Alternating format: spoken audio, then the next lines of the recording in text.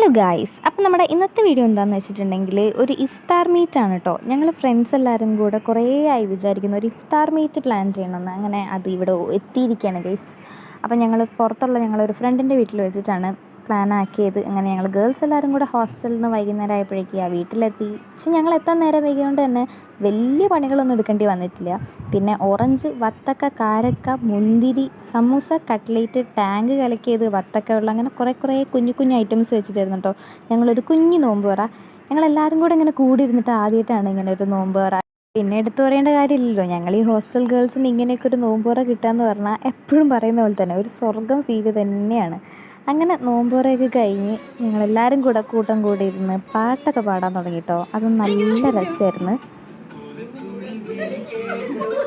പിന്നെ എല്ലാവരും അങ്ങോട്ടും ഇങ്ങോട്ടും കളിയാക്കലും ഊക്കലും അങ്ങനെ ഓരോന്നൊക്കെ ആയിരുന്നു. അത് കഴിഞ്ഞ് രാത്രി ആയപ്പോഴേക്കും ഞങ്ങൾ മെല്ലെ എല്ലാവരും കൂടെ ഒന്ന് പുറത്തേക്കൊക്കെ ഇറങ്ങി.